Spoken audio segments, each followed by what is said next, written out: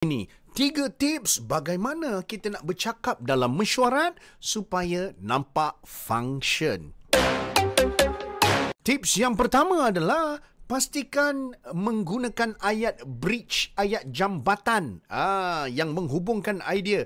Contoh, saya setuju dengan idea Puan Aisyah. Dalam masa yang sama, kalau kita tambah lagi perkara ini, contoh, time tu kita bagi idea kita. Ini akan menampakkan kita tak melawan, tapi kita nak sangat contribute menjadikan idea lebih bagus. Tips yang kedua adalah guna teknik so what.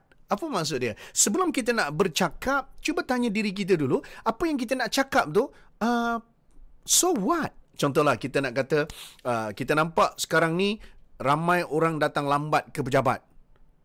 So what? Sambung lagi. Jangan kita berhenti kat situ. Jangan dalam meeting kita tak menghasilkan peningkatan, kita hanya menghasilkan pening je. Nasib baik dah katan. Dan tips yang ketiga adalah tolonglah berlatih untuk ada wajah yang memberi solusi. Bukan wajah yang duk bawa tribulasi ataupun masalah.